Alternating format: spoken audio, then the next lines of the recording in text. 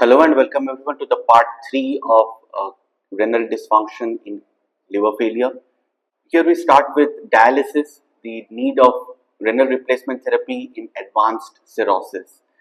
The indications are decompensated cirrhosis and AKI may rapidly deteriorate, requiring what is known as the renal replacement therapy. The modalities that we have are the continuous method, which can be done in hemodynamically unstable patients, intermittent hemodialysis, which is attempted in more stabler patients, and intraoperative continuous renal replacement therapy for managing perioperative volume overload and acid-base abnormality during liver transplantation. The decision making is very complex because it involves multiple organs and multiple factors. First is the eligibility of liver transplant. Renal replacement therapy should be offered until the kidney function recovers for eligible patients. Patient care goal is palliative consultation is recommended if the disposition is unclear or no transplant is actually planned. Prognosis for short-term non-renal prognosis should be first assessed first. If my patient is going to die because of liver dysfunction, there is no point doing a dialysis just for the purpose of renal function. The etiology of AKI is very important, though it's not a very decisive factor.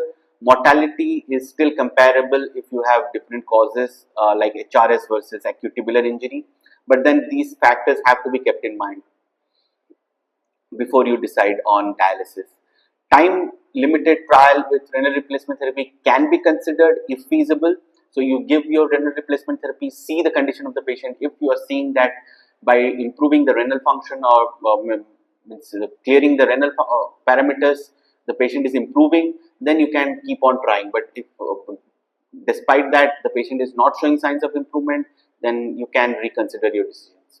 The potential complications are the bleeding risk which can happen during the line placement, during the procedure of the dialysis, because these patients have coagulopathies, thrombocytopenias. The next is the filter clotting is a very important factor because the coagulation is very deranged, and you may not be able to give a full dose of coagulation because this patient could be having GI bleed, impaired hepatic metabolism, citrate, because citrate if you are using, then that will also become a factor for regional anesthesia, regional anticoagulation. The next is liver transplant. Liver transplant is the definitive treatment for HRS1. Is estimated 60 to 70% of the patients recover from AKI after the liver transplant. The resolution of AKI from HRS1 is expected shortly after liver transplant. Lower probability of renal recovery in replacement therapy is needed for longer than 4 to 6 weeks before the transplant. Regarding combined liver and kidney transplant, it should be considered for patients with AKI requiring renal transplant for more than 4 to 6 weeks. Also indicated for advanced CKD cases. The OPTN 2017 criteria is the sustained AKI for more than 6 weeks. CKD criteria already on wait list for CKD. Metabolic disorders like hyperoxaluria, atypical HUS, familial, non-neurotic, neuropathic systemic amyloidosis, post liver transplant AKI, complex surgical procedure, blood loss, hemodynamic instability increase the vulnerability to ischemic acute tubular injury. And lower post-op MAP is associated with doubling of the risk of AKI. Now, there are some subacute and chronic kidney disease and cirrhosis. These things also have to be kept in mind. That is glomerular disease, IgA nephropathy, which is the most common cause of secondary IgA nephropathy due to the systemic condition in cirrhosis. The variable clinical spectrum for subtle hematuria, low-grade proteinuria to progressing to CKD and AKI. Histopathological features more likely in cirrhosis-associated IgA nephropathy. Membranoproliferative features like endocapillary proliferation, Dubach contour, and segmental nephrosclerosis. This must be kept in mind. Can occur with any etiology of cirrhosis, not just alcoholic. Viral hepatitis is associated with glomerulonephritis. Both HCV and HBV associated cirrhosis can cause a membranoproliferative pattern of injury, often with cryoglobulinemia. Now, manifests with proteinuria, hematuria, active urinary sediments, varying degrees of renal dysfunction. C4 hypocomplementemia is common in cryoglobulinemic glomerulonephritis. And antiviral therapy is the cornerstone of therapy. Aggressive cases can be treated with immunosuppression. So coming to our final case, this is a 54-year-old man with alcoholic cirrhosis and is evaluated in the clinic due to the worsening kidney function. She reports intermittent dark urine over the last several months, otherwise no new symptoms.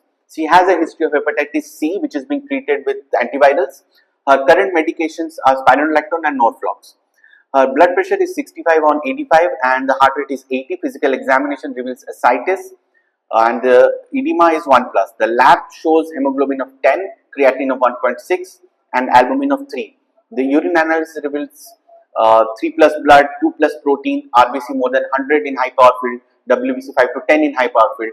Her urine protein to creatinine ratio is 2.7 and urine segment microscopy reveals acanthocytes, red blood cell casts, and she has a normal serum complement and rheumatoid factor. The lab results for her cryoglobulinemic levels and HCV RNA are pending. What histological pattern are you expecting in her renal biopsy? Will you be seeing a focal segmental glomerulosclerosis, IgA nephropathy, membranoproliferative, membranous nephropathy, or normal renal parenchyma? Now, the things that you must understand here is the patient is a known case of alcoholic cirrhosis, presents with worsening of the renal function. That's what we are trying to evaluate. In findings, what the major things that we have is a elevated blood pressure. She has hypertension, 3 plus blood, 2 plus protein, more RBC around 100 in high power field, protein to creatinine ratio of 2.7. And most importantly, you see acanthocytes and red blood cell casts. And these findings are consistent with glomerulonephritis. Okay, so cirrhosis is the most common cause of IgA nephropathy secondary to systemic conditions, as we have already discussed. Now, the patient has a history of hepatitis C but is already on treatment. Her normal serum complement and negative rheumatoid factors are not characteristic of a HCV associated glomerulonephritis. So, it is not HCV associated glomerulonephritis, it is not membranous nephropathy, it obviously cannot have a normal renal parenchyma with clear signs of damage. It cannot be focal segmental glomerulosclerosis, so the most likely diagnosis over here is IgA nephropathy. Elevated blood pressure and all these things, as we have discussed, is clearly linking to this. Coming next is HRS2. It refers to the subacute and a chronic form of renal impairment and cirrhosis thought to originate from the hemodynamic derangement of portal hypertension. Patient often have refractory ascites, and it is now divided into two parts: the HRS-AKD, that is acute kidney disease, that is AKI with more than 50% rise in creatinine from the pre-AKI value, which is up to 90 days according to the KDIGO definition. Then you have HRS-CKD, which is cirrhosis with refractory ascites and eGFR less than 60 with no definitive etiology. The diagnostic challenges are, it is difficult to ascertain and distinguish these forms of CKD causes in cirrhosis actually. The prevalence estimate is hindered by the serum creatinine limitations. And chronic kidney disease associated with metabolism associated fatty liver disease. This is increasing in prevalence. It's rapidly becoming the second most common cause of cirrhosis, mind you. The increased risk of CKD is seen over here around 22%. The prevalence is increasing in cirrhosis overall.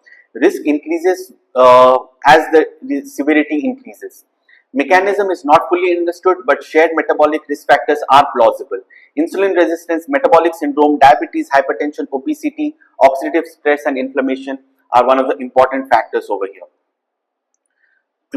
Regarding liver transplant cases, here the post-transplant CKD can result from ischemic ATI, where the common immediately after the transplant due to the intraoperative factors, often reversible.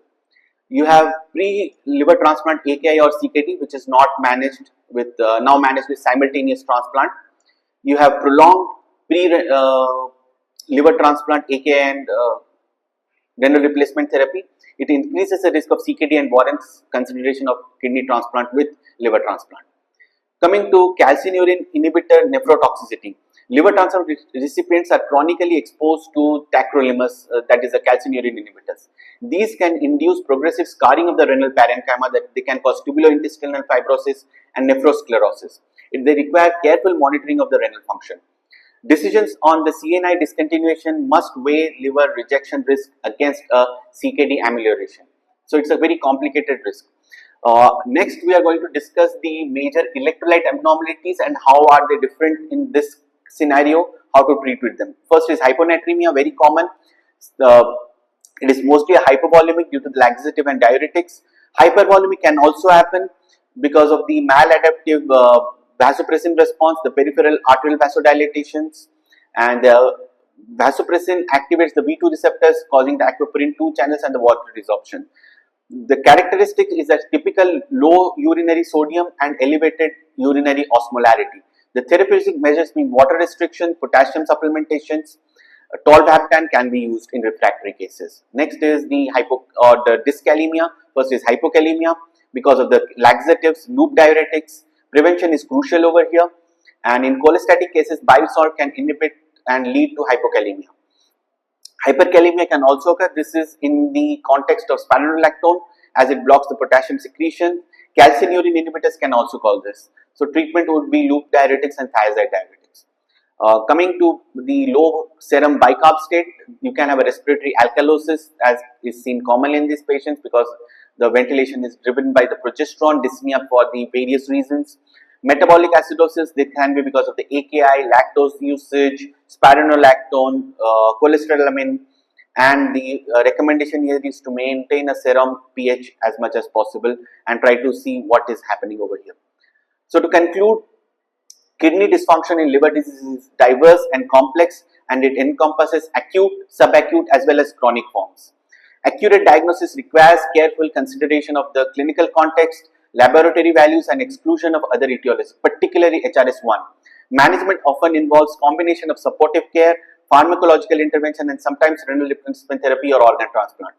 Emerging understanding of the condition of the new conditions like the metabolism associated fatty liver disease associated CKD and calcineurin inhibitors because of the transplant scenario, we need more vigilance in these cases and long-term care.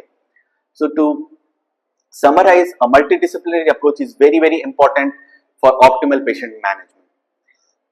Finally, the slide which we are again revising, the various causes. It is not just HRS, there are various causes.